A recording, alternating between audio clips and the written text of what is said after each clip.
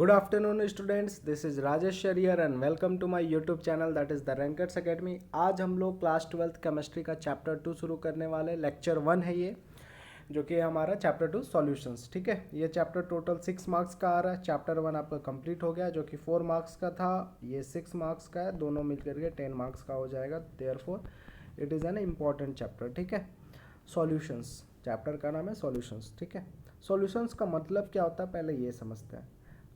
आप लोगों को ये चीज़ समझना पड़ेगा, सॉल्यूशंस का मतलब हिंदी होता है घोल। ठीक है, जब भी कोई भी दो चीज़ को अपन मिला देते हैं तो उस चीज़ को हम लोग क्या बोलते हैं? जब भी कोई दो चीज़ को हम लोग मिक्स कर देते हैं, ठीक है, कोई भी दो चीज़ को, तो जो हमारा रिजल्टिंग चीज़ आता है उसी को हम लोग सॉल्यूशंस बोलते हैं। तो सॉल्यूशंस में क्या क्या है चलिए देखते हैं। तो सॉल्यूशंस में सबसे पहले तुम समझो कि सॉल्यूट किसको बोलते हैं और सॉल्वेंट किसको बोलते हैं। सिंपल सा डेफिनेशन है, that component which is less in amount is known as solute. कोई देखो घोल है, मान लो हम चीनी पानी ले लिया, ठीक है, ये जो ऐसे ऐसे चीनी है और ये जो डॉट डॉट डॉट डॉट ये पानी हो गया। तो चीनी पानी का जब हम शरबत बना रहे हैं तो जाहिर सी बात है पानी हम लोग कितना लेते हैं, वाटर हम लोग ज़्यादा लेते हैं, 2 लीटर या 1 लीटर, और चीनी हम लोग मात्र 100 ग्राम्स या 150 ग्राम्स, है ना।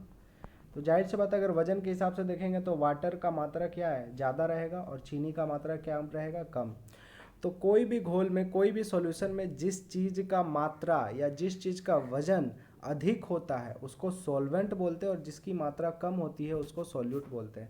ऐसा कोई कंसेप्ट नहीं है जो बचपन में तुम लोग 8-9 में पढ़ा है कि सर इसको इसमें घोल रहे, जो घोल देता है या जो घुल जाता है उसको सॉल्यूट बोलते हैं, और जो घोल देता है उसको सॉल्यूशन। ऐसा कोई कंसेप्ट नहीं है। ध्यान से सिंपल सी बात सुनो, जिसका वजन या जिसका अमाउंट कम, जो कम मात्रा में है वो सॉल्यूट, जो ज़्यादा मात्रा में वो सॉल्वेंट। ठीक है, जैसे मान लो ये पानी है और मान लो ये तुम्हारा चीनी है, तो ये अब दोनों का वजन देख लो, यहाँ पर आपको दिखाया यार, वाटर इज़ ऑफ 100 ग्राम और जो चीनी है वो 100 ग्राम 10 ग्राम है। ठीक है, तो इसका वजन ज़्यादा है, देयरफॉर ये सॉल्वेंट हो जाएगा। जिसका वजन ज़्यादा, जिसका मात्रा ज़्यादा वो सॉल्वेंट, और जिसका मात्रा कम वो सॉल्यूट।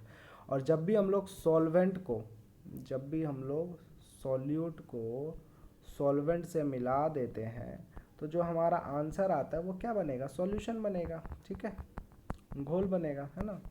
तो घोल में दो चीज़ होता है, सॉल्यूट होता है, सॉल्वेंट होता है। जो कम मात्रा में होता है उसको सॉल्यूट बोलते हैं, जो ज़्यादा मात्रा में होता है उसको सॉल्वेंट बोलते हैं। ठीक है, solution is a mixture of solute and solvent. एक चीज़ और ध्यान रखना, जो चीज़ ज़्यादा मात्रा में रहता है उसको सॉल्वेंट बोलते हैं और उसको डिनोट करते हैं WA से। What do you mean by WA? W का मतलब वेट ऑफ A मतलब बड़ा के लिए। ठीक है, तो जिसका भी वजन बड़ा होगा उसको WA बोलेंगे। मतलब सॉल्वेंट का वेट को हम लोग हमेशा WA से डिनोट करते हैं।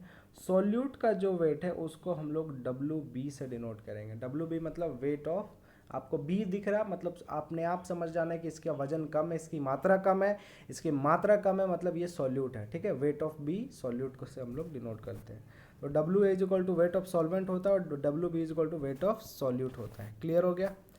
अब on the basis of component presents the solution is of following types. On the basis of component present, component present का मतलब कितना प्रकार का चीज़ हम लोग मिला रहे हैं, उस बेसिस के हिसाब से सॉल्यूशन कुछ इस प्रकार के हैं। Binary solution, ternary solution, quaternary solution. मतलब वैसा सॉल्यूशन जिसमें सिर्फ और सिर्फ दो कंपोनेंट है, वैसा सॉल्यूशन जिसमें दो ही चीज़ मिला रहे। दो चीज़ क्या क्या मिला रहे, चलो लिखता हूँ। वैसा चीज़ जिसमें सिर्फ और सिर्फ मान लो वाटर मिलाया प्लस शुगर मिलाया, दो ही कंपोनेंट हुआ ना। तो इस प्रकार का जो सॉल्यूशन बनेगा उसको हम लोग बाइनरी सॉल्यूशन बोले, क्योंकि इसमें कितने कंपोनेंट्स है, दो कंपोनेंट है। वैसा सॉल्यूशन, वैसा घोल जिसमें 3 कंपोनेंट हो, तो 3 कंपोनेंट में क्या, चलो वाटर ले लिया, शुगर ले लिया, शरबत पीने का मन कर रहा है, ठीक है, और मैंने इसमें लेमन डाल दिया। क्या डाल दिया, लेमन। तो 3 कंपोनेंट हो गए ना, 1 2 और 3। तो वैसा सॉल्यूशन जिसमें 3 कंपोनेंट होता है उसको हम लोग टर्नरी सॉल्यूशन बोलते हैं। और वैसा सॉल्यूशन जिसमें 4 कंपोनेंट होते हैं, तो 4 कंपोनेंट में अब हमको शिकंजी पीने का मिल रहा, तो वाटर था मेरे पास, उसमें मैंने शुगर डाला, लेमन भी डाला, और प्लस बहुत लोगों ने बोला कि सर काला नमक भी डालिए, तो मैंने इसमें ब्लैक सॉल्ट भी डाल दिया। ठीक है, मज़ा आएगा थोड़ा पीने में।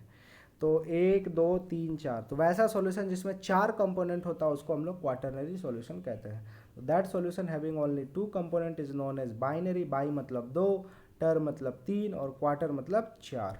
आई hope it is clear to all of you. अब ये देखो ये पिक्चर में 1 2 3 4, ये चारों को अगर एक दूसरे में मिला देंगे तो जो आंसर बनेगा वो क्वाटरनरी बनेगा, क्वाटरनरी सॉल्यूशन। अगर कोई भी 2 को मिलाएंगे तो बाइनरी सॉल्यूशन, कोई भी 3 को मिलाएंगे तो टर्नरी सॉल्यूशन। ठीक है, अब आते हैं हम लोग expressing concentration of solution. What do you mean by concentration of solution?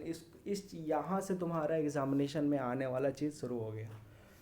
तो सबसे पहले आप लोग को ये जानना पड़ेगा कि कंसंट्रेशन ऑफ सॉल्यूशन होता क्या है। ठीक है, कंसंट्रेशन का मतलब मीनिंग क्या होता है।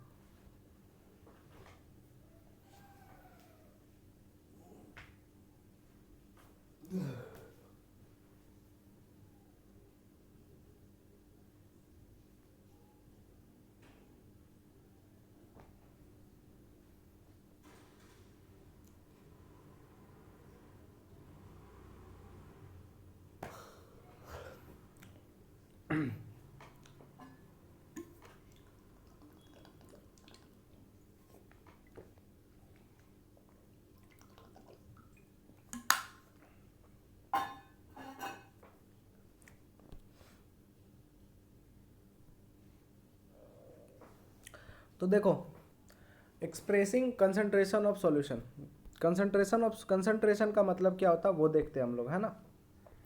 कंसंट्रेशन का मतलब होता है गाढ़ापन। किसी भी चीज़ का जब हम लोग गाढ़ापन को शो करते हैं, किसी भी चीज़ का कंसंट्रेशन यानी होता है गाढ़ापन। ठीक है, तो उसको हम लोग बोलते हैं कंसंट्रेशन। तो देखो, मान लो कि कोई चीज़ गाढ़ा है, कोई चीज़ जैसे सपोज दैट ये सबसे ज़्यादा डार्क दिख रहा है, सबसे ज़्यादा गाढ़ा दिख रहा है, तो इसका कंसंट्रेशन सबसे ज़्यादा होगा। कंसंट्रेशन का हिंदी ही होता है गम्यकर, गाढ़ापन। ठीक है, किस चीज़ में कितना चीज़ मिला हुआ है उसी को कंसंट्रेशन बोलते हैं। अब कंसंट्रेशन को शो करने का बहुत तरीका होता है। एक होता है मास, एक होता है वॉल्यूम, एक होता है मास बाई वॉल्यूम, सॉरी एक होता है मास परसेंटेज, एक होता है वॉल्यूम परसेंटेज, एक होता है मास बाई वॉल्यूम परसेंटेज, है ना। तो ये और भी आगे जाकर देखेंगे, पार्ट्स पर मिलियन होता है, मोलरिटी होता है, मोललिटी होता है। तो ये सबसे पहले हमको देखते हैं मास परसेंटेज किसको बोलते हैं। ठीक है, आपको बस ये ध्यान रखना है कि मान लीजिए आपका जो घोल है ना, उसमें ये एक पानी है तो सॉल्वेंट ज़्यादा मात्रा में होगा और कुछ सॉल्यूट है। ठीक है, और हमको मास परसेंटेज निकालना है। क्या निकालना है? Mass percentage. तो पहली बात तो मास परसेंटेज हमेशा निकलता है सॉल्यूट का, सॉल्वेंट का भी निकल सकता है, कोई दिक्कत नहीं है। तो मास परसेंटेज का अगर हमको सॉल्यूट का निकालना है तो जिसका निकालना है उसका मास ऊपर, तो हम लोग क्या लिखेंगे? Mass of solute. ठीक है, whole divided by total mass का सॉल्यूशन, मतलब टोटल सॉल्यूशन का मास, सॉल्वेंट नहीं, टोटल सॉल्यूशन। सॉल्यूशन में दोनों चीज़ आता है, सॉल्यूट भी आता है, सॉल्वेंट भी आता है। तो हम लोग क्या लिखेंगे? मास ऑफ सॉल्यूशन, और उसको मल्टीप्लाई किससे करेंगे? 100 से, क्योंकि परसेंटेज है। ठीक है, फिर से समझा रहे हैं। किसी भी चीज़ का अगर हमको मास परसेंटेज निकालना है, ठीक है, मान लो ना कि इस चीज़ में दो चीज़ है, एक है ए और एक है बी। ए का मतलब सॉल्वेंट जो ज़्यादा मात्रा में रहता है, बी का मतलब सॉल्यूट जो कम मात्रा में रहता है। हमको ए का मास परसेंटेज निकालना है। क्या निकालना है? ए का मास परसेंटेज मान लो हमको निकालना है। तो ए का मास परसेंटेज निकालना है तो हम लोग क्या लिखेंगे? मास ऑफ ए। ठीक है, बटा नीचे हमेशा टोटल जाता है, नीचे क्या जाता है? Total mass solution. तो सॉल्यूशन में हमेशा दो चीज़ रहता है, सॉल्यूट और सॉल्वेंट। तो हम लोग क्या लिखेंगे? Mass of A plus B, ये समझाने के लिए, है ना। सॉल्यूशन में दोनों चीज़ का मास आता है, सॉल्यूट का भी और सॉल्वेंट का भी, और उसको मल्टीप्लाई किससे कर देंगे? 100 से। ठीक है, इसी को हम लोग मास परसेंटेज बोलते हैं। तो मास परसेंटेज अगर सॉल्यूट का निकालना है तो मास ऑफ सॉल्यूट बटा मास ऑफ सॉल्यूशन गुना 100। अगर मास परसेंटेज ऑफ सॉल्वेंट का बोल दिया तो क्या, बस यहाँ सॉल्यूट की जगह क्या आ जाएगा? सॉल्वेंट आ जाएगा। तो मास ऑफ सॉल्वेंट बता total mass of solution multiplied by 100। ठीक है, वॉल्यूम परसेंटेज सेम तरीके से है, जिस तरीके से जहाँ मास है वहाँ वॉल्यूम डाल दो। अगर वॉल्यूम परसेंटेज दोनों का निकलता है, सॉल्यूट का भी निकलता है और सॉल्वेंट का भी निकलता है। तो देखो रेशियो, डेफिनेशन तुम लोग को याद करवाते हैं। डेफिनेशन कैसे याद करोगे? मास परसेंटेज के लिए डेफिनेशन, रेशियो का मतलब होता है बटा, ratio of mass of that component to the total mass of solution multiplied by 100 gives mass percentage. Ratio का मतलब जिसका भी मास परसेंटेज निकालना है उसका रेशियो मास किसके साथ, सॉरी उल्टा पुल्टा मैं बोल रहा हूँ, हाँ, जिसका भी अगर तुमको मास परसेंटेज निकालना है तो उसमें क्या करना पड़ेगा, आपको रेशियो लेना पड़ेगा। रेशियो मतलब दो चीज़ बटा में, एक्स बटा वाई, जहाँ पर ऊपर में क्या चीज़ रहेगा, ऊपर में उसका मास रहेगा जिसका परसेंटेज निकालना है, और नीचे जो है वो टोटल मास रहेगा। नीचे वाई नहीं रहेगा, एक्स प्लस वाई दोनों रहेगा, ठीक है। मास ऑफ सॉल्यूशन इनटू 100। अगर किसी चीज़ का वॉल्यूम परसेंटेज निकालना है तो बस यहाँ मास की जगह वॉल्यूम डाल दो, तो ये क्या हो जाएगा, वॉल्यूम ऑफ सॉल्यूट, और ये मास की जगह फिर से वॉल्यूम डाल दिया, वॉल्यूम ऑफ सॉल्यूशन इनटू 100 हो जाएगा, ठीक है। तो मान लो अगर ए है और बी है, ठीक है। ए मान लो मेरा 20 ग्राम है और बी जो है 80 ग्राम है। हमको निकालना है मास परसेंटेज ऑफ ए, तो हम लोग क्या लिखेंगे, मास ऑफ ए, नीचे क्या जाएगा, मास ऑफ बी या total mass, A plus B, sir total mass A plus B, mass of A plus B multiply किससे करेंगे, 100 से, क्योंकि परसेंटेज है। तो मास ऑफ ए का मास कितना दिया 20 ग्राम, तो 20 बटा mass of A plus B, तो बी ए और बी 80 और गुना 100, ठीक है। तो ये क्या हो जाएगा 20 बटा 100, 100 से 100 कट जाएगा तो 20% आंसर आ जाएगा। यहाँ इससे कंफ्यूज मत हो जाना कि सर आपने बोला था ए जिसका वेट ज़्यादा होता है, तो चलो ए का वेट मैंने यहाँ कम ले लिया, लेकिन ए का वेट हमेशा जनरली ज़्यादा होगा, बी का वेट हमेशा कम होगा, क्योंकि ए क्या होता है, सॉल्वेंट होता है, ठीक है। अच्छा, वॉल्यूम परसेंटेज में मान लो कि ए का वॉल्यूम है 50 लीटर, बी का वॉल्यूम है 30 लीटर। चलो अब तो क्लियर हो गया, ए सॉल्वेंट है तो ज़्यादा है, तो हमको वॉल्यूम परसेंटेज ऑफ बी निकालना है, वॉल्यूम परसेंटेज ऑफ बी। तो जिसको निकालना है उसका वॉल्यूम ऊपर, तो हम लोग क्या लिखेंगे, volume of B by total volume में क्या हो जाएगा, volume of A plus volume of B, multiply किससे करेंगे, परसेंटेज में तो 100 से, तो वॉल्यूम ऑफ बी ऊपर जाएगा, तो बी का कितना है 30, टोटल कितना होगा 50 प्लस 30 80 मल्टीप्लाइड बाई 100, तो जो आंसर होगा वही आपका हो जाएगा वॉल्यूम परसेंटेज।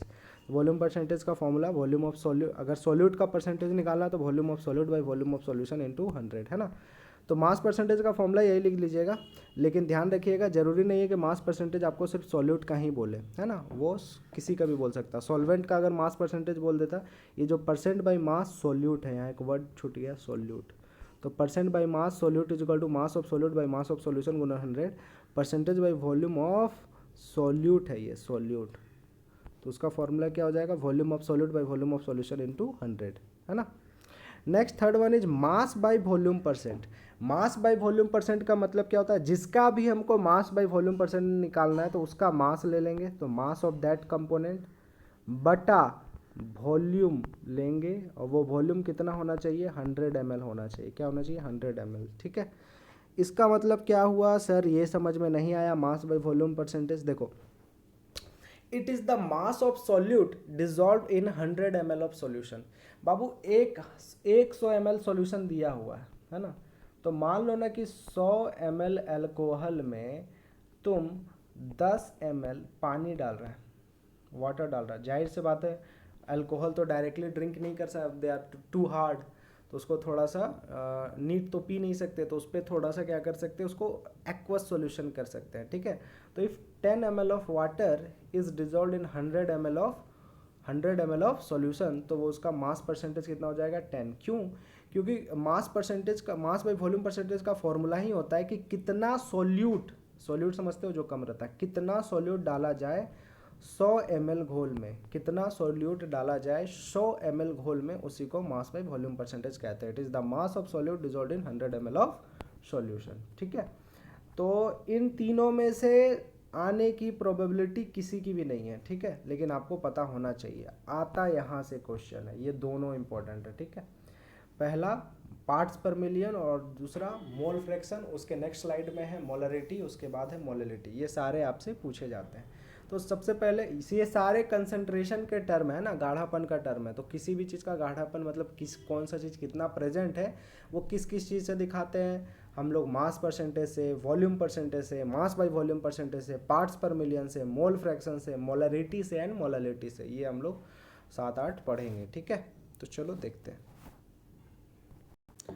तो देखो ये जो हमारा नेक्स्ट है पार्ट्स पर मिलियन, पार्ट्स पर मिलियन क्या होता है, ठीक है। तो सबसे पहले तो तुमको ये पता होना चाहिए कि 1 मिलियन में कितना चीज़ होता है। तो 1 मिलियन में 10 लाख होता है। क्या होता है? 10 लाख। किसी के 1 मिलियन व्यूज़ आ गए हैं किसी वीडियो पे, तो उसका मतलब उस पर 10 लाख व्यूज़ है। क्लियर हो गया? 1 million is equal to 10 lakh. 10 का पावर में लिखेंगे तो 1 मिलियन में 10 का पावर 6 होता है। कितना होता है? 10 का पावर 6। देखो 10 का पावर 6 का मतलब कितने जीरो? 6 जीरो और एक एक, तो 3 और 3 6 जीरो हो गया। तो इसको क्या बोलेंगे? इकाई, दहाई, सैकड़ा, हजार, 10,000, लाख, 10 लाख। इंग्लिश वाले ones, tens, 100, 1000, 10,000, lakh and 10 lakh. Therefore 1 million is equal to 10 lakh. 1 million में कितना होता है? 10 लाख होता है, या 10 का पावर 6 होता है।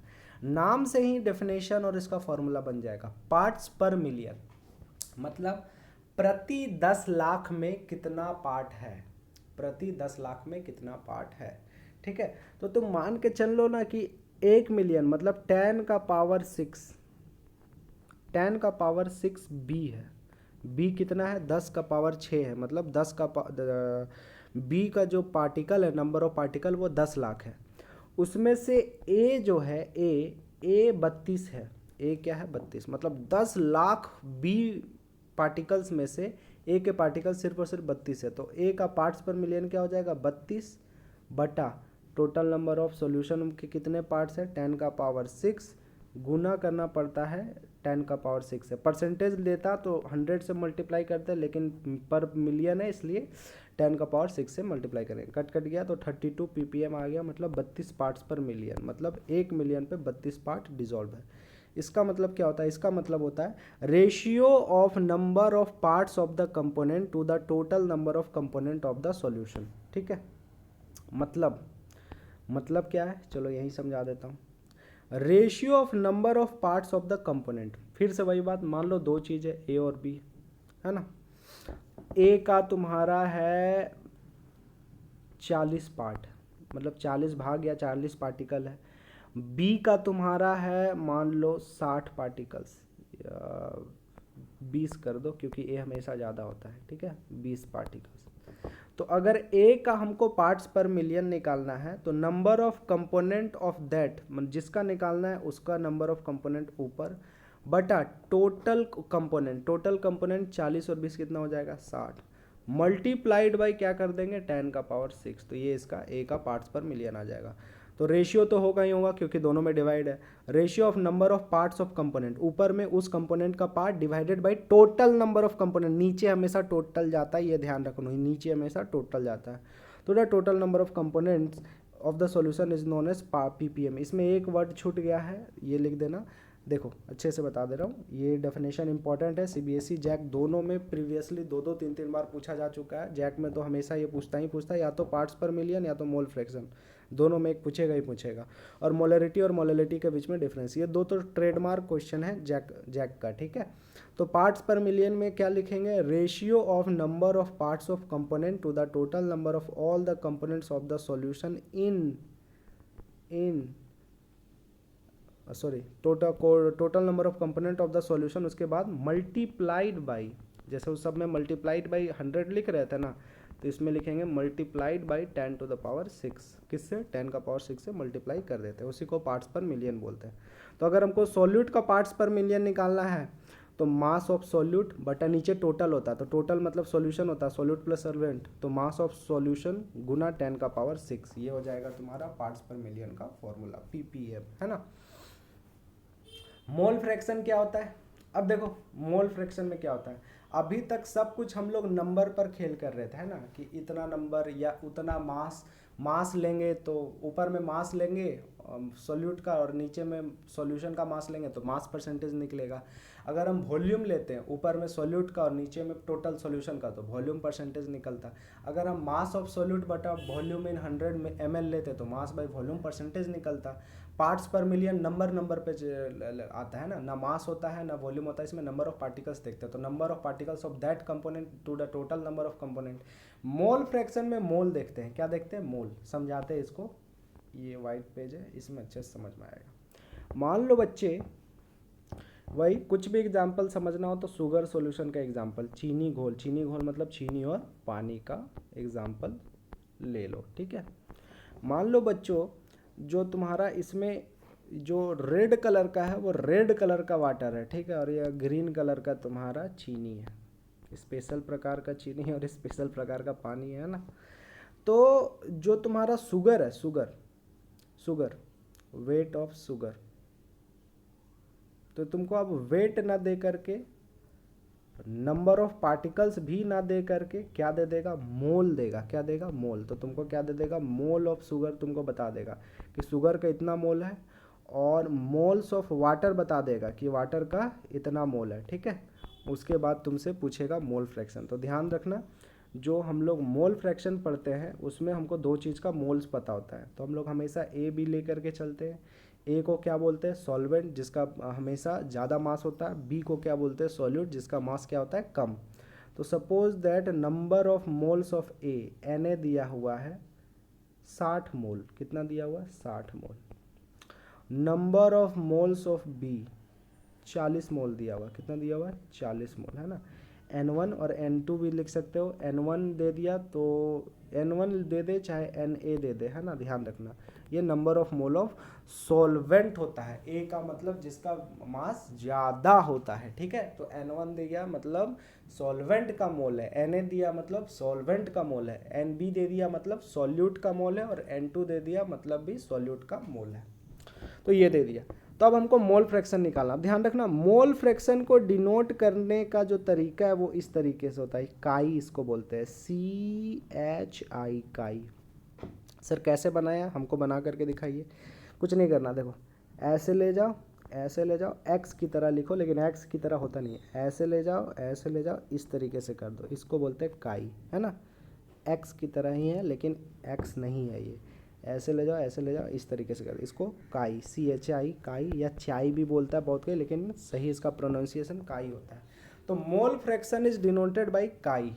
मोल फ्रैक्शन को देखो, ये तो तुम्हारा x1 जैसा लिख दिया, लेकिन रियल बुक्स में देखोगे तो इस तरीके से लिखा हुआ रहता है, ठीक है। तो ये काई है, तो mole fraction is denoted by, लिख देता हूँ काई, CHI, ग्रीक लेटर होता है काई, है ना।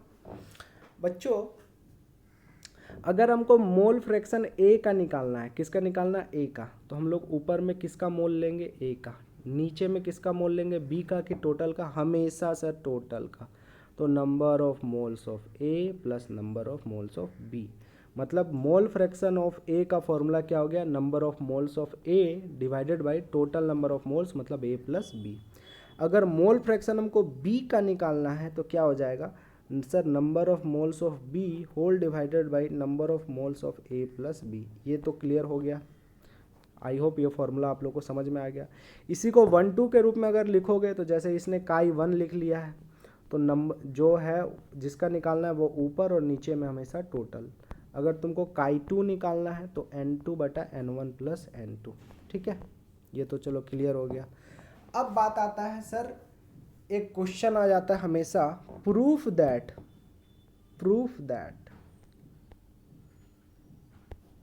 काई A plus chi B is equal to हमेशा 1 आता है, या काई 1 प्लस काई 2 का वैल्यू 1 होता है। मतलब मोल फ्रैक्शन दो ही चीज़ अगर है कोई भी सॉल्यूशन में, मतलब वो बाइनरी सॉल्यूशन है, तो दोनों का मोल फ्रैक्शन ऐड होकर के इतना कितना आएगा, 1 आएगा। सर ये कैसे प्रूफ करेंगे, देखो हम प्रूफ करके दिखाते हैं। हमको देखो प्रूफ क्या करना है, हमको प्रूफ करना है chi A plus chi B is equal to 1, या काई 1 plus chi 2 is equal to 1। चलो मैं 1-2 लेकर के प्रूफ कर देता हूँ, आप लोग ए बी को लेकर के प्रूफ कर लेना। काई 1 का फॉर्मूला क्या होगा, N1/N1 प्लस N2, यही होगा।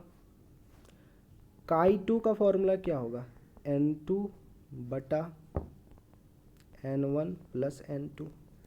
हमको काई 1 प्लस काई 2 करना है, तो काई 1 का वैल्यू पूरा पुट कर दो, ये क्या लिखोगे, N1/N1 plus N2, plus chi 2 की जगह क्या पुट करोगे, N2/N1 प्लस N2। दोनों का एलसीएम सेम है, N1 प्लस N2, तो क्या आ जाएगा, N1 plus N2, N1 plus N2 1 table में आ जाता है, तो N1 बन जा N1, ये भी 1 बार में आ जाएगा तो N2 बन जा N2, सेम चीज़ आ गया, दोनों कट का वैल्यू कितना आ गया, 1, प्रूफ हो गया, ठीक है। इसी को तुम ए बी से कैसे लिख सकते थे, कुछ नहीं करना है जी हमको। अगर मान लो काई ए प्लस काई बी का वैल्यू 1 प्रूफ करना है, कुछ नहीं करना, हम लोग लिख देंगे काई ए का फॉर्मूला एन ए बटा N A plus N B.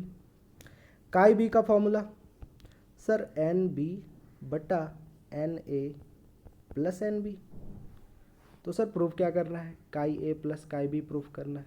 अरे वैल्यू पुट कर दो, काई ए की जगह एन ए बटा N A plus N B, chi B की जगह एन बी बटा N A plus N B, N A plus N B, है ना।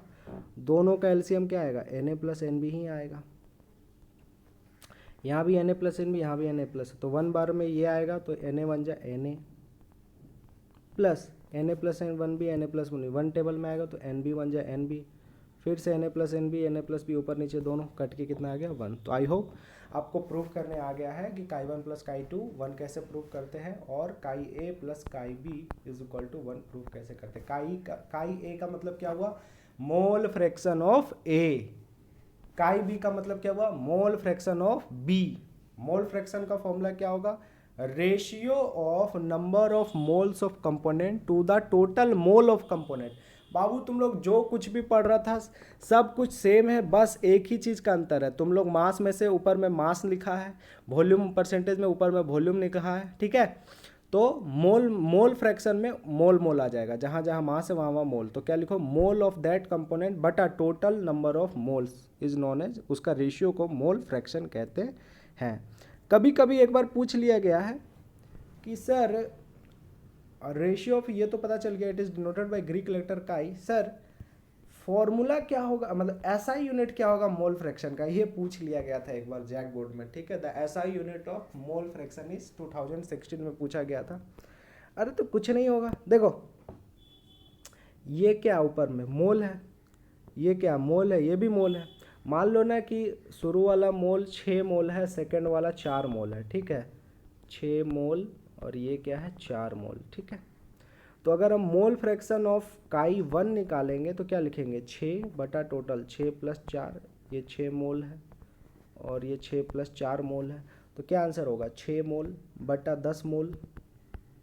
अबे मोल तो कट गया ना, तो ऐसा यूनिट कुछ बचा नो, तो आंसर क्या बोलेंगे, it has no SI unit, it has no SI unit, क्योंकि मोल ऊपर आएगा नीचे भी मोल आएगा, कट जाएगा। मास परसेंटेज का होगा, नहीं सर मास बटा मास होता है वो कट जाएगा। वॉल्यूम परसेंटेज का कोई ऐसा यूनिट होगा, नहीं सर, क्योंकि ऊपर में वॉल्यूम रहता है नीचे भी वॉल्यूम लीटर या एम एल रहता है, वो कट जाएगा, तो कोई भी ऐसा यूनिट नहीं है।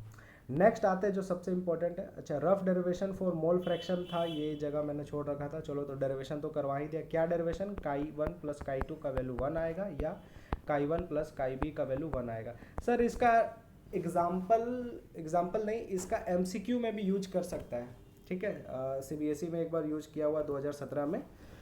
क्या दे रखा था कि it is a binary solution. कैसा सॉल्यूशन है, बाइनरी सॉल्यूशन। तो बाइनरी सॉल्यूशन दे दिया, मतलब इसमें 2 ही कंपोनेंट होगा, ए और बी होगा। उसमें दे रखा था कि मोल फ्रैक्शन ऑफ ए अगर 0.6 है तो मोल फ्रैक्शन ऑफ बी क्या होगा, हमेशा 1 से घटा दो, क्योंकि दोनों का मोल फ्रैक्शन ऐड करके 1 आता है, अभी प्रूफ किए थे, है ना। तो बाइनरी सॉल्यूशन है 2 ही चीज़ें, तो दोनों का मोल फ्रैक्शन ऐड होकर हमेशा 1 आएगा। एक का मोल फ्रैक्शन दिया और दूसरा का निकालना है, 1 से घटा दो। नेक्स्ट इंपॉर्टेंट कंसेप्ट है हमारा difference between molarity and molality. तो देखते हैं ये क्या है। चलो अब आते हैं हम लोग नेक्स्ट जो टॉपिक है, difference between molarity and molality. Molarity और मोलालिटी में क्या डिफरेंस होता है, ठीक है। तो सबसे पहले मोलरिटी को कैपिटल एम से डिनोट करते हैं, मोलालिटी को स्मॉल एम से डिनोट करते हैं। मोलरिटी का ऐसा यूनिट मोल्स पर लीटर होता है, इसका ऐसा यूनिट मोल पर केजी होता है।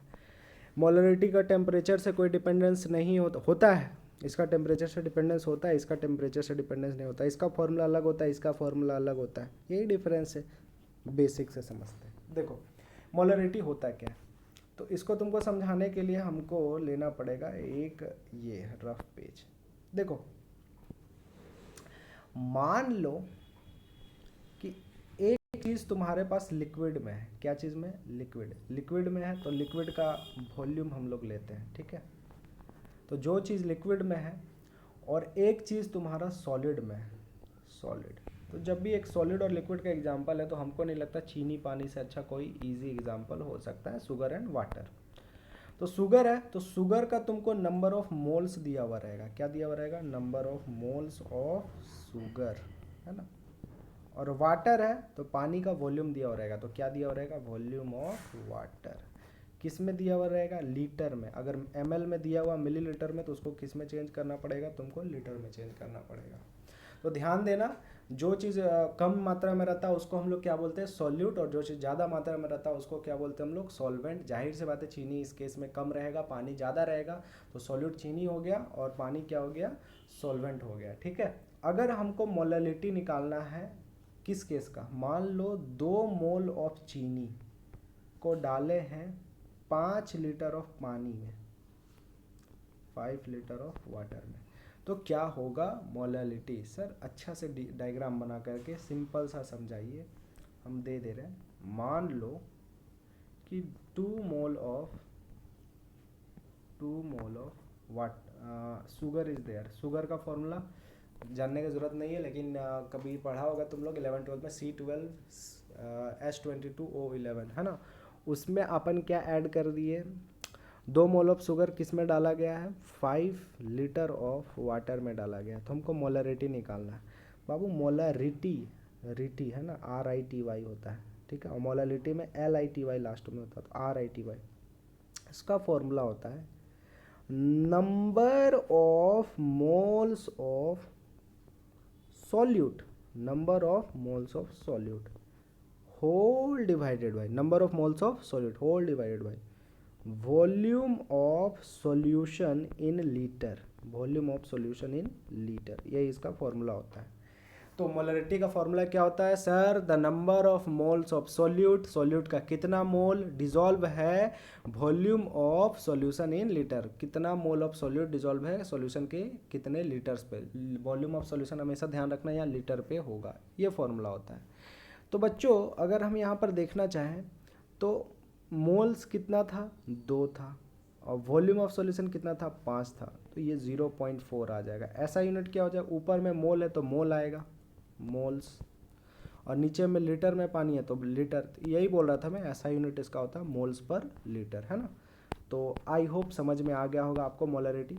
तो मोलरिटी का मतलब ही होता है, रेशियो मतलब डिवाइड है, ratio of moles of solute dissolved इन पर लीटर ऑफ सॉल्यूशन।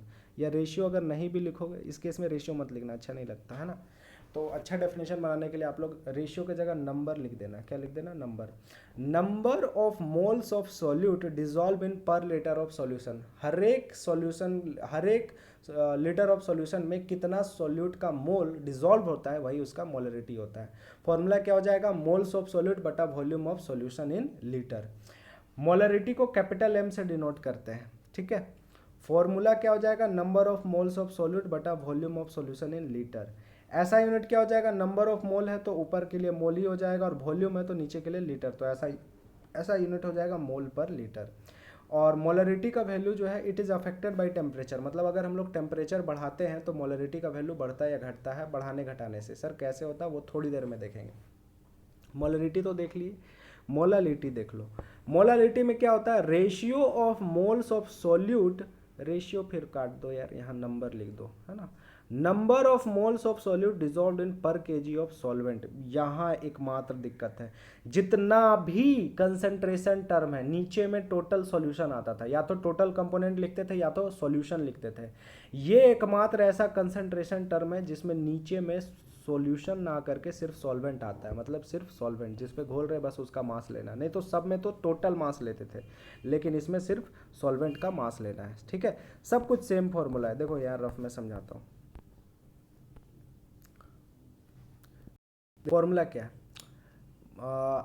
इसमें क्या होगा, वो तो उसमें एक सॉलिड होता था और एक लिक्विड होता था, चीनी सॉलिड था, लिक्विड पानी था, है ना। मोलालिटी जब निकालेंगे तो जो सॉल्वेंट होगा वो उसका मास लेना है, क्या लेना, मास।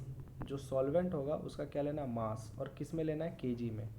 मोलारिटी में क्या होता था, नीचे जो था वो था सॉल्यूशन और उसका वॉल्यूम लेना था लीटर में। मोलालिटी में क्या लेना है, नीचे सॉल्वेंट का मास जो कि होगा केजी में, ठीक है। तो मान लो 5 केजी वाटर में, कितने केजी वाटर में, 5 केजी वाटर में 3 मोल ऑफ शुगर डाल दिया गया, तो हम लोग इसका क्या निकालेंगे, मोलालिटी। क्यों? क्योंकि number of moles of solute dissolve in पर केजी ऑफ सॉल्वेंट, वाटर क्या सॉल्वेंट है, सॉल्यूशन क्या होता है, शुगर प्लस वाटर हो जाता है, ठीक है। अगर तो इस सिचुएशन में जब भी तुमको ध्यान रखो किस में मोलारिटी निकालते हैं, किस में मोलालिटी निकालते हैं, जब भी तुमको केजी में सॉल्वेंट दे रखा है, सॉल्वेंट का मास केजी में दे रखा है, मतलब उसका मोलालिटी निकालेंगे, और जब भी तुम्हारा वॉल्यूम दे रखा है सॉल्यूशन का लीटर में, तो हम लोग उसका मोलारिटी निकालेंगे, है ना। तो ध्यान दो, मोलालिटी को स्मॉल एम से डिनोट करते हैं और मोलारिटी को कैपिटल एम से। तो मोलालिटी का फॉर्मूला क्या होगा, नंबर, ऊपर तो सेम रहेगा बचवा, number of mole of solute, molarity और मोलालिटी दोनों में ऊपर क्या रहता है, same, number of moles of solute, whole divided by mass of solvent in, mass कैसा यूनिट केजी, वॉल्यूम कैसा यूनिट लीटर, है ना, इन केजी। क्लियर है? तो केजी में होना चाहिए, यही होता है फॉर्मूला, ठीक है। तो ये डिफरेंस में हम लोग चले आते हैं। तो रेशियो का काट के हम लोग क्या लिखेंगे यहाँ पर, number NO dot, number of moles of solute dissolved इन पर केजी ऑफ सॉल्वेंट। इसको कैपिटल एम से डिनोट करते हैं, इसको हम लोग स्मॉल एम से डिनोट करते हैं। फॉर्मूला में ऊपर सेम चीज़ है, number of moles of solute, number of moles of solute, नीचे में वॉल्यूम ऑफ सॉल्यूशन है इन लीटर, यहाँ पर मास, सॉल्यूशन नहीं है, सॉल्वेंट है, सॉल्वेंट, तो सॉल्वेंट मास केजी। ऐसा यूनिट क्या होता है, मोल्स पर लीटर, क्योंकि ऊपर में मास है और मोल्स है और नीचे में वॉल्यूम है, मोल्स पर लीटर। इसका ऐसा यूनिट होगा मोल पर केजी, क्योंकि ऊपर में मोल है नीचे मास है, मास का ऐसा यूनिट केजी होता है। इसका वैल्यू टेम्परेचर से अफेक्ट होता है, इसका वैल्यू टेम्परेचर से नहीं अफेक्ट होता। हाँ, अब समझाते हैं। देखो बच्चों, मोलरिटी कैपिटल एम से डिनोट करते हैं, मोलालिटी स्मॉल एम से डिनोट करते हैं। मोलरिटी का फॉर्मूला होता है मोल ऑफ सोल्यूट बता लीटर ऑफ सॉल्यूशन, है ना। और मोलालिटी का क्या होता है, ये लीटर में होता है। और मोलालिटी का होता है मोल्स ऑफ सोल्यूट बता मास ऑफ सॉल्वेंट इन केजी। अब ध्यान दो, हम लोग 2 एग्जाम्पल ले रहे हैं। क्या ले रहे हैं, 2 example. Example number 1, example number 1 में क्या है कि जो हमारा पानी है, पानी 5 केजी पानी है और उसमें हम 2 मोल शुगर डिज़ोल्व कर रहे हैं। कितना मोल, 2 मोल। जो हमारा सेकंड एग्जाम्पल है, सेकंड एग्जाम्पल यहाँ ले रहे हैं, सेकंड एग्जाम्पल, तो इसमें क्या कर रहे हैं, हमारा सॉल्वेंट तो मास नहीं रहेगा, यहाँ सॉल्यूशन आ जाएगा।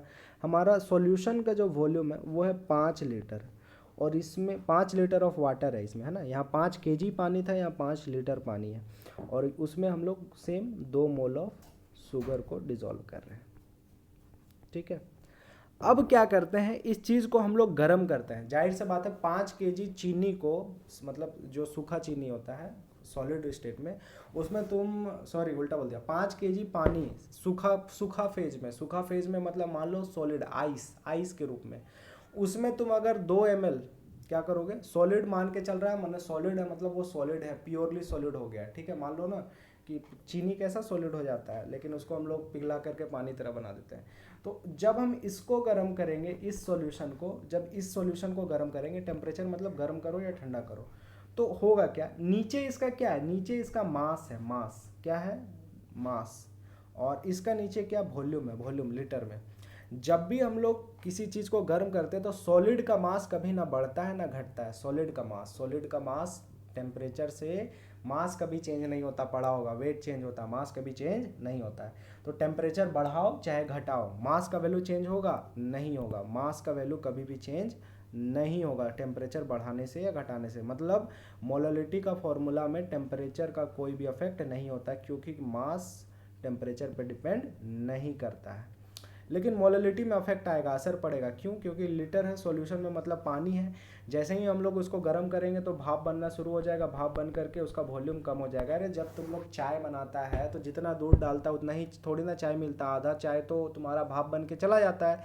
या जब तुम चावल बनाते हो, है ना, राइस बनाते हो, तो जाहिर सी बात है पानी कम हो जाता है ना।